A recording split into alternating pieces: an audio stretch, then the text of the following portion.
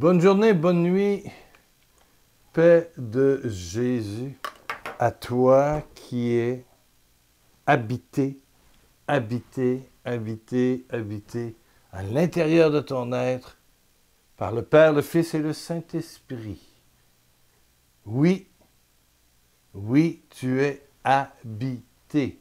C'est peut-être endormi parce que tu ne centres pas ta vie sur ton cœur, ton âme, ton intérieur, mais tu es habité. Lorsque je participe à une rencontre de prière,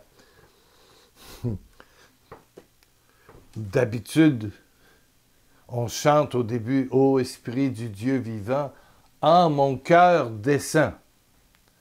Ô Esprit du Dieu vivant, ou autre chant. Bon. Moi, je deviens malade. Est-ce que tu comprends? Malade. Parce que je suis un baptisé.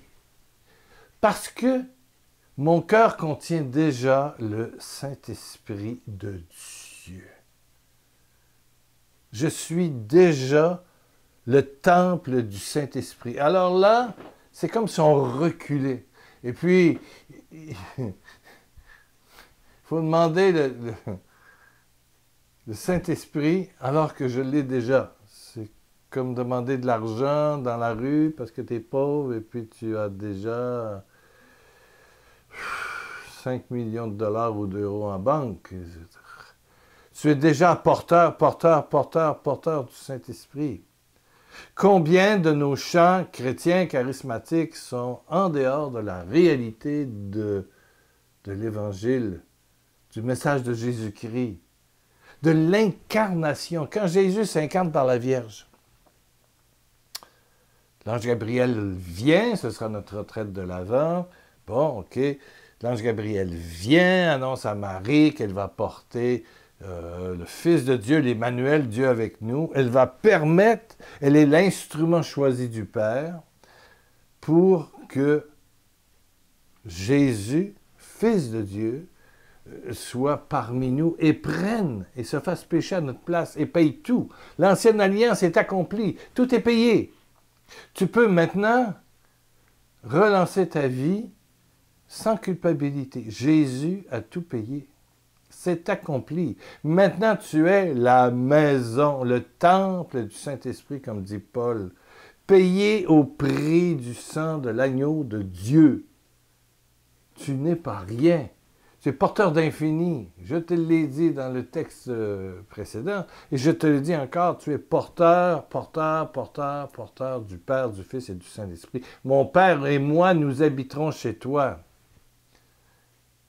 La chanson qui me plaît le plus dans le renouveau charismatique, c'est la chanson de Gienta. Et je demande toujours à mon ami François en France de jouer cette chanson. Trouver dans ma vie ta présence. Tenir une lampe allumée. Aimer et te savoir aimer. Il faut tout prendre ça par l'intérieur. Trouver dans ma vie, dans ta vie, à l'intérieur de toi, sa présence, elle est là, elle est là, elle est là. Est-ce que tu comprends? Elle est là. Tu vois mon pouce, j'ai un sparadrap. Il s'est passé quelque chose voilà 2 jours, je préparais un potage. Je suis veuve depuis 3 ans, tu le sais, donc je me fais à manger. Et puis les légumes à ce temps-ci de l'année sont moins chers, donc je congèle, et puis voilà. Et j'étais rendu, j'avais mis les patates, pas les patates, j'avais mis les courges, les choux-fleurs, je mets 8 légumes. Et puis je fais tout ça bouillir. Il restait une patate à couper en morceaux. Il restait un morceau. Et là, je regarde le couteau que j'avais, qui est un couteau extrêmement coupant. Et je dis, c'est spécial, depuis que je prépare à manger, je ne me suis jamais coupé. Et voilà, c'est ça le prétentieux. Hein? Je me trouvais bon. Et puis, toc, au dernier morceau, je me coupe profondément le coin de la peau et de l'ongle. Et tu vois, je me coupe. Et ça se met à saigner. Depuis 2 jours, je ramasse les gouttes de sang partout et ça part pas facilement. Et tu sais, bon, j'ai mis un premier sparadrap, ça ne suffisait pas, le sang coulait encore. Bon. Alors, je me suis dit, à l'intérieur de moi, Jésus, tu saignes avec moi. Si Jésus m'habite, il vit tout ce que je vis. Tu comprends? Jésus, tu as saigné à cause des coups de fouet, de la couronne d'épines, des clous, de la lance. Eh bien, je t'ajoute mon doigt coupé. Eh bien, tu peux le croire ou non, le sang a arrêté immédiatement de gicler. Comme si Jésus n'aimait pas ça. Bon. Je vivais ce petit accident de cuisine avec Jésus en moi. Mais on peut l'oublier. Ben oui, on oublie. Mais Jésus s'est fait blessure avec un couteau avec moi. Et puis le sang a arrêté de couler, j'ai pu mettre quelque chose, et puis je regarde ça là, et 36 heures après, sincèrement, c'est beau, hein? C'est beau, c'est pas possible. Ça guérit vite, et c'était creux, hein? Mon couteau était bon. Ben c'est pareil, tu cherches de l'emploi. J'ai reçu un courriel de Romain, je pense de la Côte d'Ivoire, Romain M, qui cherche, qui prie, qui trouve pas. Alors j'ai dit, cherche avec Jésus. Et chercher avec Jésus, c'est comme avoir 25 000 anges du ciel qui cherchent avec toi, qui te précèdent. Ce n'est plus toi qui manque d'emploi, c'est Jésus en toi aussi. Tu n'es plus seul à ne pas travailler. Voilà. La solitude est battue. Tu n'as plus à chercher à te mériter l'amour de Dieu. C'est lui qui te cherche, qui s'est donné à toi par sa mort, sa résurrection et la Pentecôte, et au baptême, et tous les sacrements de l'Église catholique dont je suis. Jésus, quand tu prends l'hostie à l'Eucharistie, à la messe, c'est pour réveiller le déjà là de cette présence. Tu manges le corps du Christ devient toi. Et, j'ai organisé une messe à la paroisse pendant des années. Et le petit comité disait qu'il faudrait vivre un peu d'adoration. J'ai dit, OK, mais on ne va pas faire l'adoration après la messe. Il n'est pas question. Quand le prêtre va consacrer, ceci est mon corps, ceci est mon sang, prenez et mangez. Voilà, il fait les paroles de consécration, il impose les mains, demande au Saint-Esprit de venir sur les offrandes. Après la consécration.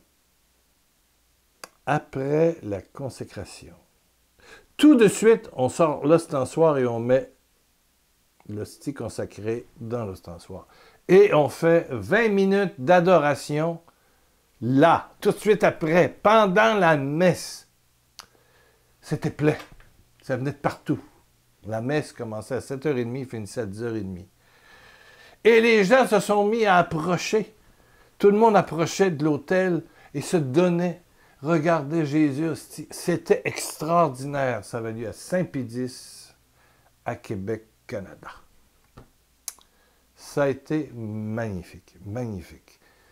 On retirait l'ostensoir, on continuait la messe, et le prêtre disait, voilà, celui que nous avons adoré, il est déjà en nous, il veut se révéler à nous, se redonner à nous pour augmenter le déjà là de la grâce qui est au fond de nous. Venez et mangez. Mais en fait, c'est lui qui vous mange à nouveau. Tu n'as plus à chercher la vie nouvelle, elle est déjà en toi.